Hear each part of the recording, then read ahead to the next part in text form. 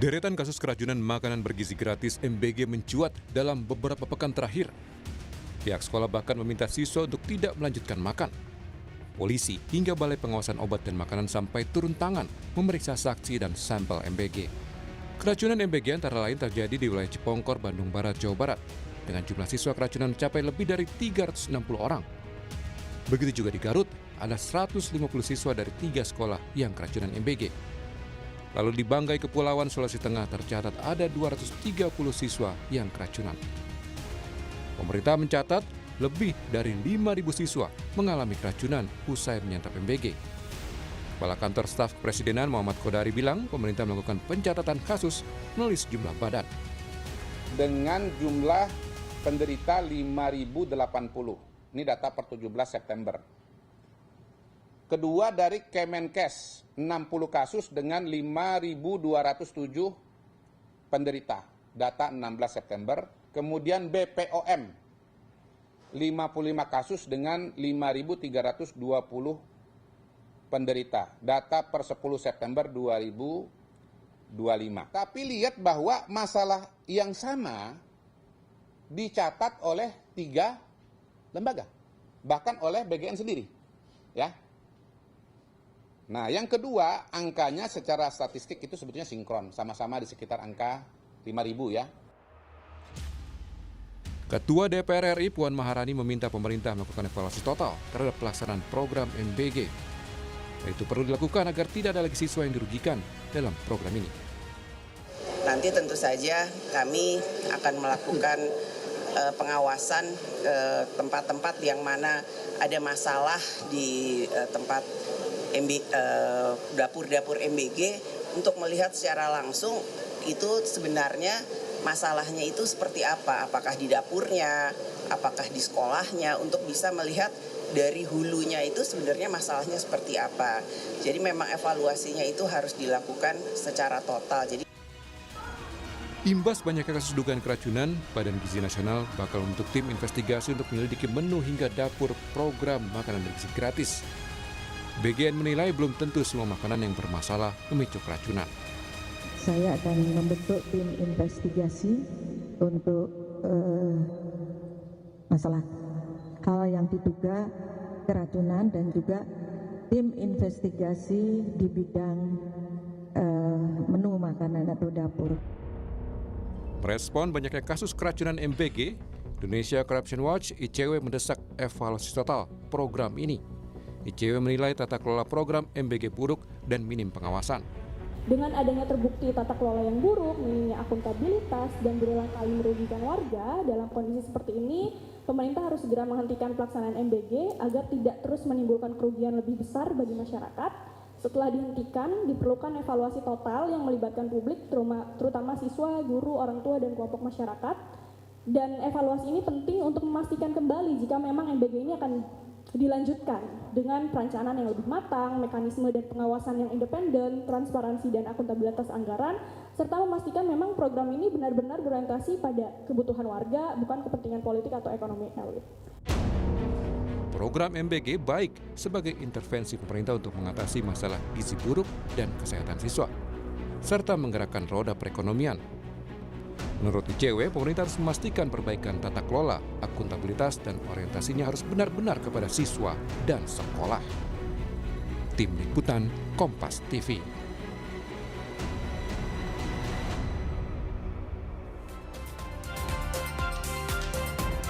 Saudara, marak kasus keracunan, apa saja yang perlu dievaluasi dari pelaksanaan MBG? Kita ulas bersama Koordinator Nasional Jaringan Pemantau Pendidikan Indonesia, Ubaid Matraji. Selamat pagi, Mas Ubaid. Selamat pagi, Bang Mario. Terima kasih Mas Ubaid sudah bergabung di Dialog Sapa Indonesia Pagi, dan juga bersama anggota Komisi 9 DPR fraksi PDI Perjuangan, Edi Wuryanto. Selamat pagi, Pak Edi. Selamat pagi, Mas. Terima kasih Pak Edi sudah bergabung di Dialog Sapa Indonesia Pagi, dan juga kami sedang menghubungi pakar gizi Dr. Dian Kusumadewi serta perwakilan dari Badan Gizi Nasional, tapi hingga saat ini kami masih terus menunggu konfirmasinya. Saya ke Mas Ubaid terlebih dahulu. Mas Ubaid, dari catatan Anda sampai hari ini, data yang dimiliki, ada berapa korban keracunan MBG dari pemantauan? Iya, jadi korbannya ini semakin lama semakin banyak Ya. dan peningkatannya tidak di angka ratusan tapi ribuan ya. Benar tadi yang disampaikan beberapa kalangan itu datanya di sekitar angka 5.000 itu minggu yang lalu. Kemudian Pak Kodari tadi juga menyebutkan angkanya juga sekitar 5.000 itu di 17 Ya. September ya, itu sudah seminggu yang lalu. Ya. Nah kalau sekarang data JPPI yang terupdate itu sudah naik 1.000. Jadi ada 6.452 ya. 6.000 per hari lebih ini. saat ini berarti ya? Iya, saat Per hari ini. ini? Jadi kalau seminggu lalu memang di angka 5.000, tapi Oke. sekarang per hari ini sudah 6.452. Jadi udah naik 1.000. Ya. Karena itu kami mencermati bahwa ini kenaikannya sudah tidak ratusan lagi, tapi per minggu bisa ribuan. Karena itu kami mendesak supaya ada penetapan status kejadian luar biasa ya. Karena kami tentu mengutamakan keselamatan anak-anak, nyawa anak-anak gitu. Sehingga ini tentu perlu ada evaluasi yang serius, semua pihak duduk bareng gitu ya. Karena ini simpang siur di sekolah, orang tua, anak-anak. Justru sekarang kami menerima banyak surat ya, Ya. dari sekolah, kemudian dari orang tua, Ya. itu mereka pada menolak ya. Karena ya mereka trauma dengan anak-anaknya yang pernah keracunan atau sekolahnya yang pernah kejadian keracunan, tetapi pihak dapur ternyata tidak bertanggung jawab penuh gitu. Sehingga mereka menuntut ada evaluasi, ada perbaikan Ya. sistemnya, Ya. Oke. tata kelolanya Oke. gitu. Oke, Mas Ubay, kalau dari ini total yang Anda hitung sehingga saat ini 6.000, apakah memang ini ada di daerah mana saja yang mayoritas terkena dan apakah memang ada mungkin saja daerah yang sebelumnya sudah kena berjalan normal kembali terus kena lagi atau memang ini bersifat baru semua dari pantauan Anda?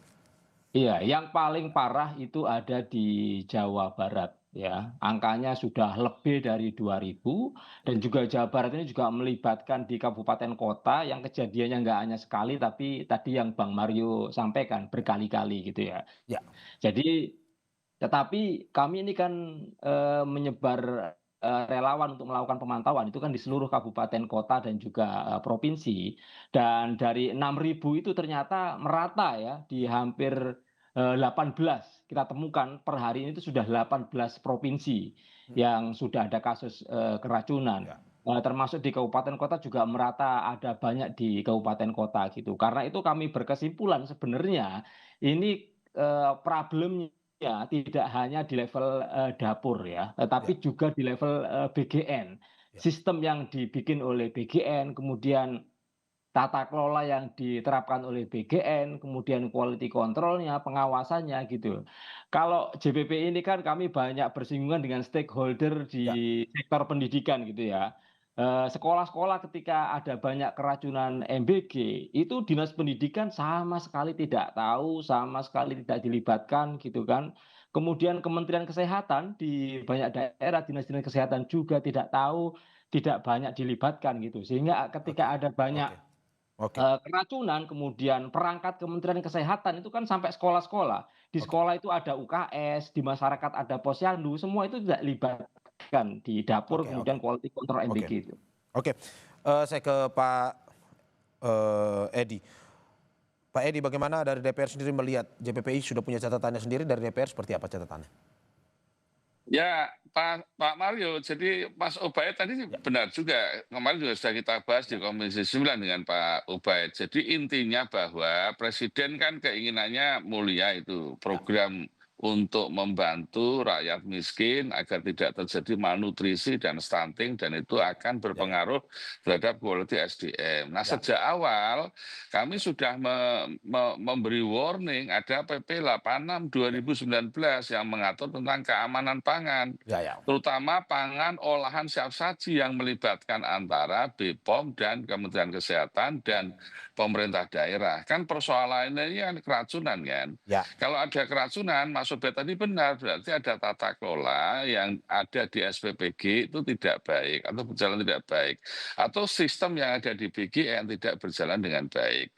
Karena itu kami mendorong bahwa BGN ini tidak bekerja sendirian. Dia harus menjalin kerjasama intensif dengan Badan POM, lalu pemerintah daerah, dinas kesehatan dan puskesmas yang memiliki resources dan infrastruktur untuk membantu BGN di dalam pengawasan makanan siap saji ini. Ini nggak mudah karena jujur Presiden menaikkan angka target di 2025 5.000 menjadi 30.000 dapur. Ini bagi BGN berat kalau dikerjakan sendiri. Sehingga yang terjadi sekarang kan peran BPOM dan peran Kementerian Kesehatan dan peran pemerintah daerah kan dianggap lemah. Tadi yang disampaikan Mas Ubed benar, pengamatan saya, Dinas Kesehatan tidak berjalan dengan efektif. Oke, menurut Anda apakah memang sebenarnya evaluasi ini dianggap lambat? Karena posisinya saat ini dari data JPPI sendiri sudah 6.000 sebenarnya. Harusnya kemarin-kemarin melihat seperti ini ya, seperti yang Anda bilang tadi, harus dilakukan evaluasi secepatnya sebenarnya. Ya BGN kan fokus pada kuantitas ya, mengejar serapan anggaran yang rendah dengan cara meningkatkan jumlah dapur mencapai target 30.000, baru serapan anggarannya kena. Kalau berpikirnya kuantitas, pasti kualitasnya terabaikan. Karena itu ya siapa yang mikir kualitas dapur ini? Kan bukan hanya BGN sendiri. Di situ ada BPOM, di situ ada Pemda, di situ ada Dinas Kesehatan, di situ ada Puskesmas. Maka pelatihan pada SPPI, pengawasan keamanan di lapangan, mulai dari produksi. Agoda's got early bird deals waiting for you. Never miss a price drop.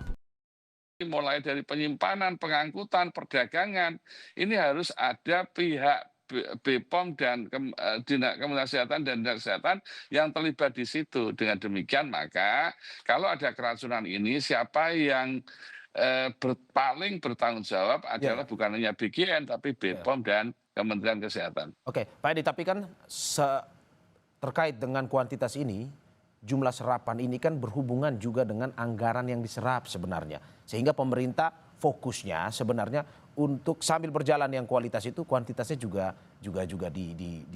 menjadi faktor utama untuk anggaran terserap ini. Menurut Anda itu masih salah? Saya kira BPOM harus melakukan penjaminan mutu internal ya untuk menjamin quality tadi. Jadi dia harus memiliki sistem pengawasan kepada semua SPPI dan ahli gizi dan semua yang terlibat di dapur ini melakukan SOP dengan benar. Dia harus memiliki itu. Tapi penjaminan mutu eksternal yang melibatkan BPOM, Kemenkes itu juga harus dilakukan. Sehingga dari dalam dia kontrol quality-nya, lalu dari luar dia lakukan pengawasan dengan baik oleh BPOM dan Kemenkes atau Dinas Kesehatan atau Puskesmas sekalipun. Di samping itu pada jangka menengah panjang BPOM harus melakukan akreditasi kepada semua SPP, semua dapur.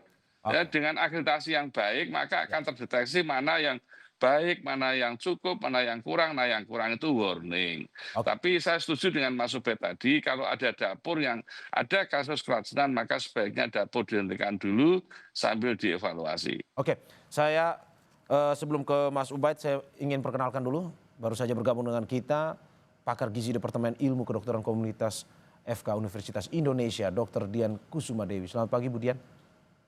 Selamat pagi, Mas. Terima kasih Ibu sudah bergabung di Dialog Sapa Indonesia Pagi. Tahan sebentar Bu, saya ke Mas Ubaid dulu. Mas Ubaid, kalau kata Pak Edi, kuantitas, kualitas harus berjalan seimbang. Bahkan sebenarnya kualitas sebenarnya yang harus di fokus utamanya ketimbang kuantitas. Tapi kan ini sebenarnya berhubungan dengan anggaran, terserap penyerapan anggaran. Menurut Anda seperti apa? Kuantitas sama kualitas itu sebenarnya bisa jalan sinkron ya. Kalau perencanaannya bagus, ya kan. Kalau sejak awal itu direncanakan dengan matang, dibangun sistem yang kuat, tata kelola yang sistematis dan seterusnya, maka kuantitas dengan kualitas itu bisa seirama gitu. Tapi dalam kasus MBG, kasus keracunan, itu kan sejak awal program ini running, itu kan sudah ada kasus. Memang jumlahnya 200 ya, ratusan masih gitu kan. Dan sudah clear itu. BGN juga mengatakan ketika kasus masih ratusan itu kami akan evaluasi, kami akan investigasi. Tapi nyatanya hasil evaluasinya apa gitu loh.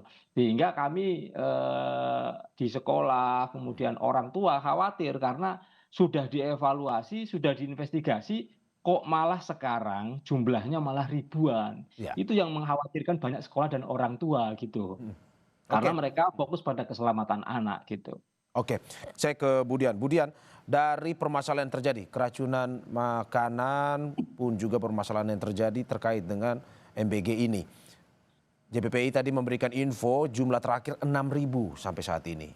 Dari pemenuhan gizi, keahlian Anda, apa yang menjadi fokus dari Anda melihat terkait dengan keracunan MBG ini?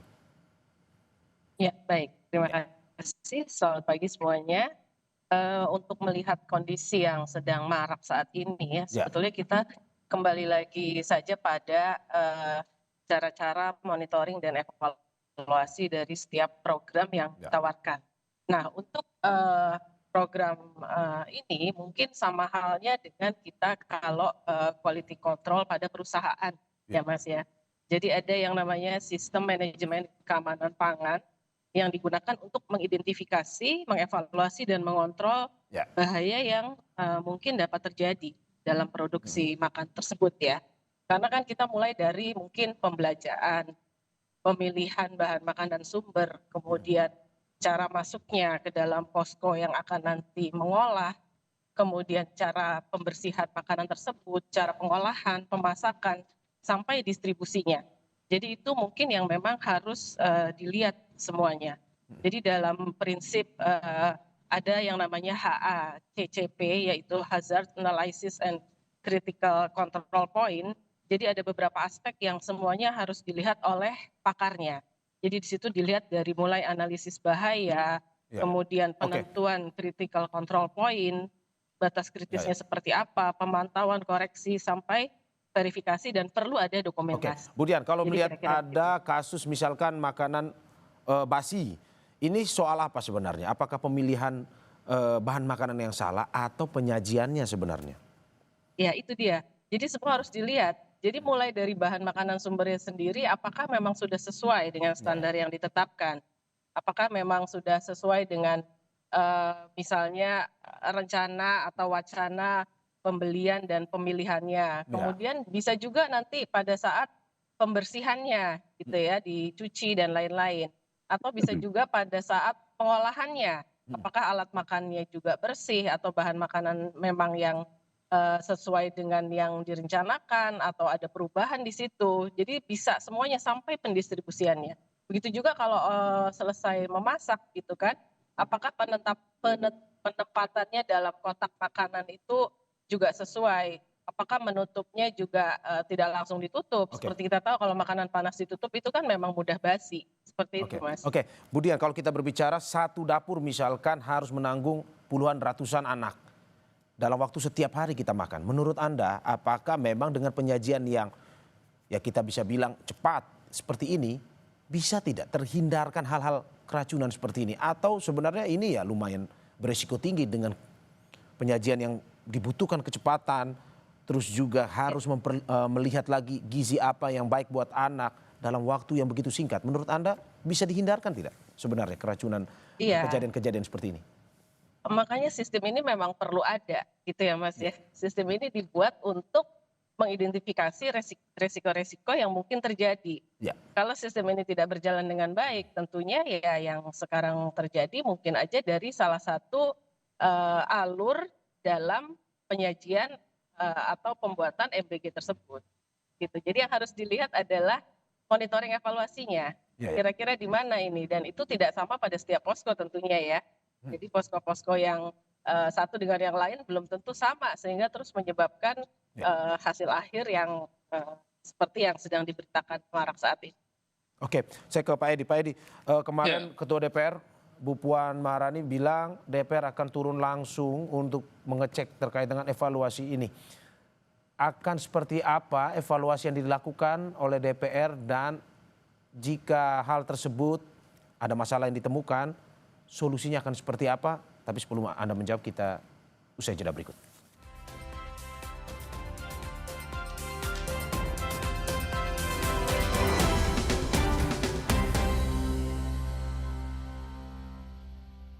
Ilmu Kedokteran Komunitas FK Universitas Indonesia, Dr. Dian Kusuma Dewi. Saya ke Pak Edi. Pak Edi, bagaimana kemarin Bu Puan sudah memberikan pernyataan bahwa DPR akan mengevaluasi dan akan turun langsung katanya. Evaluasi seperti apa dan aksi seperti apa yang akan dilakukan oleh DPR turun langsung nanti ini? Ya, minggu depan kami akan usulkan mengundang 3 mitra ya. 1 BGN sendiri, 2 Kemenkes, yang ketiga Badan POM, yang itu wilayah kerja Komisi 9 untuk mengevaluasi ini secara total. Agar peraturan pemerintah berjalan dengan baik, seluruh pihak ini dalam pengawasan semakin intensif. Yang kedua, tanggal 3 Oktober nanti kami sudah mulai masuk reses. Maka semua anggota Komisi 9 akan turun ke dapur SPPG untuk melihat ekosistem di lapangan apa masalahnya. Jadi dugaan-dugaan selama ini yang sudah kita bahas beberapa hari terakhir ini, coba nanti di lapangan kami akan cek. Tapi yang lebih penting dari itu memang keterlibatan pemerintah daerah itu sangat minim sekali. Seperti yang disampaikan Mas Ubed tadi. Bupati, Kepala Dinas Kesehatan, Kepala Puskesmas, sampai tidak tahu, sampai tidak dilibatkan. Sementara ini program berhubungan dengan ibu hamil, ibu menyusui. Nah ini yang nanti kita cek di lapangan. Dengan begitu nanti kami akan lebih bisa mendorong keterlibatan stakeholder baik BGN, BPOM, pemerintah daerah, dinas kesehatan, bahkan TNI Polri yang ada yang selama ini mendukung itu kita akan sinergikan sehingga semuanya akan keroyokan bagaimana memperbaiki kualitas SPPG ini. Oke, salah satu berarti yang kita tangkap salah satu usulan solusi dari DPR kepada BGN adalah mencoba untuk memberikan peran aktif kepada pemerintah daerah ya ke depan. Oh ya, karena dia juga memiliki tanggung jawab dalam hal pemeriksaan terhadap kegiatan atau produksi makanan, penyimpanan, pengangkutan, perdagangan. Kalau itu mengkhawatirkan bagi rakyatnya, saya kira pemerintah daerah melalui dinas kesehatan berhak untuk masuk ke SPPG. Demikian juga BPOM di daerah juga berhak masuk karena ini wewenang mereka yang diatur di dalam regulasi. Agar juga mereka menjadi pengawas yang independen dalam soal tata kelola SPPG ini. Oke, Mas Ubaid, ini sejalan dengan apa yang akan dikusulkan oleh DPR terkait dengan keterlibatan pemerintah daerah. Karena selama ini pemerintah daerah bercerita bahwa ya mereka tidak pernah dilibatkan. Segala sesuatu itu memang langsung diatur dari pusat atau BGN sendiri. Menurut Anda, bagaimana nanti peran pemerintah daerah ini lebih spesifik untuk bisa memantau sehingga kejadian-kejadian seperti ini tidak akan terulang kembali? Ya, memang idealnya tadi Pak Edi sampaikan soal keterlibatan pemerintah daerah dan semua pihak. Dan juga tadi Bu Dian soal kualitas monitoring masuknya gizinya dan seterusnya gitu. Jadi bagi kami yang ada di lapangan itu memang SPPG ini yang bermasalah tidak hanya yang ada kasus keracunan gitu ya. Kalau yang ada kasus keracunan itu kan jelas masalah besar dan menyangkut jiwa anak yang saat itu juga harus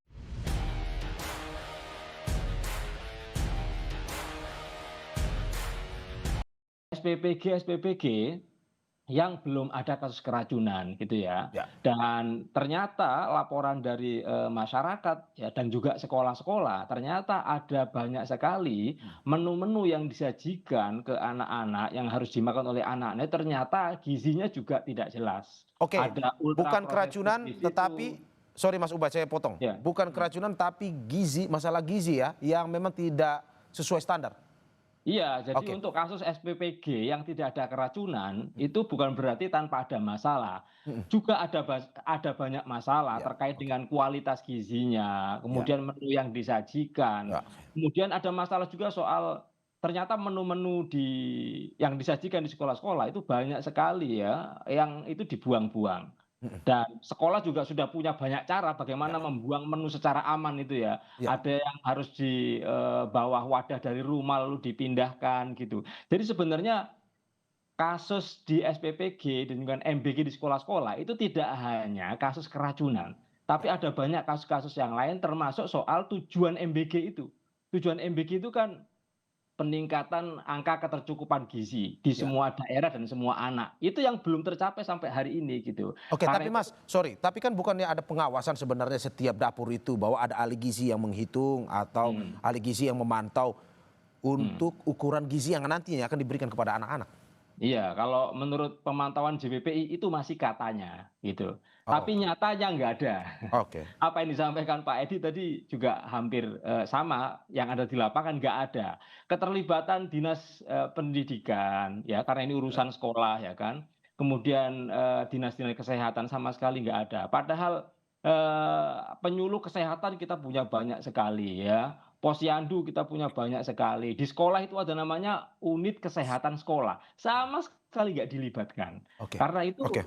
ini bukan soal keracunan, tapi soal pemenuhan gizi itu juga bermasalah. Oke, saya ke Budian. Budian, bagaimana dengan apa hasil temuan dari JPPI, Mas Ubed dan kawan-kawan, bahwa keracunan ini satu sisi, tapi yang tidak terlihat belum tentu bahwa kita bilang tidak ada masalah. Salah satunya adalah pemenuhan gizinya yang sampai saat ini belum terlalu maksimal kepada anak-anak. Ya, baik. Jadi ini ada dua hal yang dibahas ya mengenai tadi masalah racunan dan pemenuhan gizinya. Kalau kita lihat dari pemenuhan gizinya, sebetulnya kita harus memperhatikan kebutuhan kalori dari setiap individu, di mana anak-anak itu ada perhitungannya tersendiri. Jadi kita harus memberikan kalori yang sesuai. Kalau kita sudah hitung kebutuhan sehari, artinya kita juga akan melihat di dalam MBG ini adalah dalam 1 kali porsi makan. Nah, Kementerian Kesehatan itu sudah mengeluarkan rekomendasi sebetulnya ya, rekomendasi isi piringku. Kalau dilihat dari yang ada, isi piringku itu harus dilihat lagi dari jenis, jumlah, dan jadwalnya. Jenis adalah bahan makanan yang harus didapat yang berhubungan dengan zat gizi makro dan mikro dari kebutuhan anak tersebut, yaitu sumber karbohidrat, protein, dan lemak, serta serat. Kalau kita lihat sebetulnya sudah cukup baik ya, cukup baik contohnya. Hanya untuk pemenuhannya memang kita harus melihatnya tidak bisa dalam 1 porsi makan. Jadi harus kebutuhan sehari, karena kita sudah menghitung kebutuhan sehari yang harus didapat di dalam individu tersebut. Artinya perlu bantuan dari keluarga juga. Berarti menurut Anda, Budian, berarti menurut Anda pantauan ahli gizi setiap hari terkait dengan apa asupan bagi anak-anak ini penting sekali ya? Betul. Ya, karena MBG itu hanya 1 porsi makan, sementara dia harus mendapatkan 1 hari kebutuhan kalori. Dilihat dari jenis, jumlah, dan jadwal yang sesuai. Oke, Itu, Mas. oke. Saya ke Pak Edi. Pak Edi, bagaimana Anda melihat jika pada akhirnya ini, kalau kata Mas Ubed, korban terus bertambah, jumlah terus bertambah. Apakah dari DPR sendiri evaluasinya akan seperti apa? Kita lihat, apakah tutup sementara sambil melihat secara keseluruhan atau tutup total dulu nih MBG? Ya, soal evaluasi menyeluruh ada di presiden ya. Tetapi bahwa tugas kami menjaga kesehatan, keamanan masyarakat, patient safety. Itu nggak boleh ditawar. Karena tugas kita melindungi keselamatan jiwa setiap penduduk. Dan kasus MBG ini kalau dibiarkan dengan sistem yang tanpa perbaikan, maka saya prediksi kasusnya akan terus meningkat karena BGN mengejar dari target sekarang menuju 30.000 untuk mencapai serapan anggaran ya. Tentu pasien safety ini harus menjadi hal yang nomor 1, nggak boleh ditawar. Sama dengan Anda naik pesawat terbang kan, urusan keselamatan itu nomor 1. Sama ada di rumah sakit, keselamatan itu nomor 1. Sama juga dengan SPPG yang itu mengolah makanan yang masuk ke dalam tubuh yang punya risiko terhadap keselamatan. Itu nomor 1. Maka hal-hal soal ini tidak boleh ditawar lagi. Karena itu ini menjadi perhatian serius, maka harus ada share tanggung jawab pemerintah melalui BGN, Kementerian Kesehatan, Badan POM, pemerintah daerah yang di dalamnya ada Dinas Kesehatan, ada Puskesmas, ada Dinas Pendidikan, lalu ada pendukungnya, ada TNI, Polri, semuanya ini harus share tanggung jawab yang ujungnya adalah jangan sampai ada keracunan, apalagi mengancam keselamatan jiwa masyarakat. Itu nggak boleh. Oke, Pak Edi, berarti termasuk juga nanti pada saat reses akan mendengarkan masukan dari orang tua anak, termasuk juga dengan guru, terkait dengan ya ini kalau kata Mas Ubed tadi kan ada juga yang trauma di sekolah mereka bahwa sudah keracunan dan mungkin saja tidak ingin ada MBG lagi karena rasa trauma itu. Apakah mungkin akan juga mendengar ini dan evaluasinya ya untuk di sekolah ini mungkin tidak dulu MBG atau bagaimana? Bu Ketua DPR RI, Mbak Bu Puan Maharani kan sudah memerintahkan semua anggota DPR RI ketika reses turun gunung untuk membantu menyelesaikan persoalan negara MBG ini. Jadi apakah Komisi 9 atau di luar Komisi 9, karena ini program prioritas Presiden yang sangat mulia, ya harus kita dukung bersama dalam rangka untuk mengelaborasi semua stakeholder tadi agar berjalan sesuai dengan tanggung jawabnya.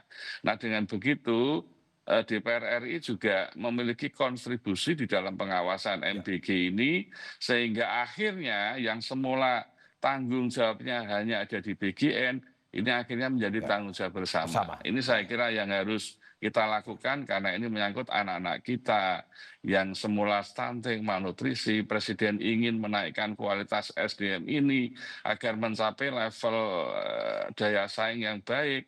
Kalau ini kemudian diganggu kan jangan. Ya, yang penting justru apabila ada masalah kita selesaikan sesuai dengan di mana masalah kasus itu ada. Tentu kalau ada perbaikan sistem menjadi tanggung jawab DPR RI untuk mengawasi BGN agar ekosistemnya semakin baik. Oke, sebelum saya ke Mas Ubed, saya ingin disclaimer sedikit bahwa kami terus berusaha menghubungi perwakilan dari Badan Gizi Nasional tapi hingga saat ini masih terus menunggu konfirmasinya untuk bergabung dalam dialog kita.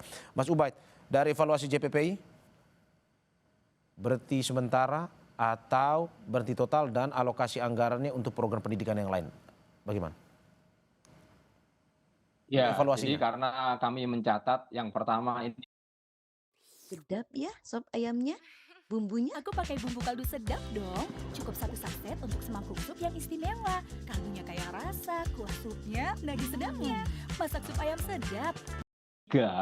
Ya, ada banyak dapur-dapur MBG yang fiktif. Kemudian yang keempat ada soal dana MBG ini yang belum ditransfer, ya kan. Ada juga kasus korupsi dan yang kelima ada banyak konflik kepentingan. Karena itu ini sebenarnya kasus yang terjadi merata di semua dapur, maka tidak bisa kita hanya melakukan evaluasi sambil berjalan. Karena itu kami meminta Presiden supaya dihentikan secara total untuk dilakukan evaluasi. Nah, setelah diberhentikan total dievaluasi ini, ya silakan nanti dicari jalan keluarnya. Apakah model seperti ini akan kembali dilaksanakan atau kita justru punya variasi model-model dalam pelaksanaan MBG ini gitu. Yang jelas ini harus dihentikan total dulu, dievaluasi total dulu, baru setelah itu kita perbaiki sistem, kita perbaiki tata kelola, baru nanti modelnya seperti apa MBG ini. Karena menurut catatan JPPI banyak juga ya dapur-dapur model SPPG ini yang nggak bisa diterapkan di daerah-daerah tertentu. Misalnya di daerah-daerah 3T itu akan susah menggunakan model SPPG yang sekarang formatnya seperti yang ada di kota-kota besar. Karena itu ini harus diberhentikan total, dievaluasi total dengan melibatkan semua pihak termasuk guru, orang tua dan juga masyarakat yang lain. Oke, belum juga pada akhirnya evaluasi ini untuk nantinya bagaimana melihat perputaran ekonomi ya. Dalam arti bahwa masyarakat sekitar, penjual sekitar juga tidak mati tapi tetap merasakan juga ada hasil dari MBG ini. Begitu ya, Mas? Iya, karena itu harus dievaluasi total kan. Karena ini bukan hanya soal keracunan, bukan hanya soal mutu gizi, tapi ini banyak menyangkut banyak sekali bagaimana UMKM yang katanya ini menggerakkan UMKM tapi sampai hari ini belum berdampak terhadap UMKM. Berarti kan bagaimana supaya berdampak terhadap UMKM misalnya. Bagaimana supaya ini meningkatkan kualitas pendidikan, tapi nyatanya malah menggerogoti dana pendidikan. Berarti kan harus dievaluasi kan gitu. Jadi banyak hal yang harus dievaluasi karena itu tidak bisa hanya diberhentikan sebagian lalu sebagian jalan nggak bisa. Jadi semua harus diberhentikan dahulu untuk dievaluasi. Tapi kan Mas, mungkin saja masih ada SPPG atau dapur-dapur yang memang sebenarnya secara kualitas bagus, pelayanannya bagus. Apakah tidak sayang sebenarnya diberhentikan secara total, nantinya akan memberhentikan pelayanan di situ, ada anak-anak yang mungkin tidak akhirnya mendapatkan makan, atau bagaimana? Ya, diberhentikan ini kan untuk dievaluasi. Artinya ada program-program yang harus diprioritaskan gitu. kan. Jangan sampai anak-anak yang di Jakarta misalnya, itu banyak sekali yang berangkat sekolah diantarkan mobil ya, tapi mereka dapat MBG. Sementara di daerah lain ya, yang makan saja nggak bisa, tapi MBG belum tersedia, mereka belum menjadi penerima manfaat. Jadi mestinya mana dulu yang harus di masalah juga. Jadi sebenarnya tidak ada saat ini dapur yang benar-benar bagus, karena itu semua harus dievaluasi dan diberhentikan total supaya tujuannya tercapai gitu kan. Kemudian bagaimana transparansi, akuntabilitas dan pengelolaan MBG itu secara kredibel gitu. Oke, saya ke Bu Dian. Bu Dian, closing statementnya lebih teknis sebenarnya. Bagaimana perlu penyajian yang lebih tepat, pun juga persiapan ataupun pemilihan gizinya lebih tepat untuk pada akhirnya anak-anak ini, satu sisi kita menghindari keracunan, tapi satu sisi gizi pun tetap terpenuhi. Ya baik, terima kasih. Dari sisi pemenuhan tentunya mungkin karena kita bicara satu porsi, jadi yang penting jumlah dan jadwalnya ya, jenis dan jadwalnya. Kalau jumlah satu porsi sudah cukup, satu piring itu, tapi jenisnya dan jadwalnya. Nah di dalam penyiapannya kita harus memperhatikan dan mengidentifikasi potensi bahaya yang dapat terjadi dalam produksi MBG tersebut ya. Jadi kita harus perhatikan yang pertama adalah kontaminasi, Mas. Kontaminasi atau kemungkinan paparan yang bisa terjadi kalau makanan itu biasanya biologi, kimia dalam proses pengolahannya, dan juga mungkin ada faktor fisika di situ. Di mana fisika kita harus melihat batas kritis dari seperti suhu, waktu memasak, kelembapan ruangan, dan lain-lain yang tentunya perlu melibatkan pakar di dalamnya. Jadi entah nanti mau diberhentikan sementara atau tetap diteruskan. Kalau diteruskan ya sistem manajemen dari analisis risiko tadi yang harus jalan. Seperti itu, Mas. Oke, saya ke Pak Edi, closing statementnya Pak Edi, bagaimana akhirnya harus melihat tadi usulan evaluasi total, berhentikan dulu total sambil lihat evaluasi, pun juga melihat ada anak-anak di luar sana di 3T yang lebih membutuhkan ketimbang mungkin yang berada di kota-kota besar. Evaluasi seperti ini. Kalau dari DPR sendiri melihatnya seperti apa? Singkat saja. Ya program ini jalan terus ya kan. Tetapi bahwa warningnya kuantitas dan kualitas harus paralel tuh. Harus paralel. Karena itu kerja keras dilakukan oleh pemerintah. Presiden pasti akan fokus. DPR RI juga fokus, nah yang di eksekutornya, di BGN, di BPOM, Dinas Kesehatan, Dinas Pendidikan, lalu TNI Polri, ini harus kerja keras juga. Nah, yang tidak kalah pentingnya daerah 3T, tadi saya betul tadi, maka saya mendorong yang 3T itu saat ini harus didahulukan, jangan dibelakangkan. Ini bagian penting dari keadilan sosial karena sesungguhnya daerah 3T itu kantong orang miskin di mana stuntingnya tinggi, justru kalau tidak mendapat manfaat dari program ini, inilah penyebab ketidakadilan sosial. Kita harapkan sebuah program yang bagus, tapi harus tetap dengan evaluasi yang mendalam sehingga kejadian-kejadian seperti ini tidak terulang lagi. Terima kasih anggota Komisi 9 DPR fraksi PD Perjuangan Edi Wuryanto. Sebelumnya ada Koordinator Nasional Jaringan Pemantau Pendidikan Indonesia Ubaid Matraji dan juga pakar gizi Dr. Dian Kusuma Dewi. Terima kasih atas apa yang disampaikan Bapak Ibu. Sehat-sehat selalu.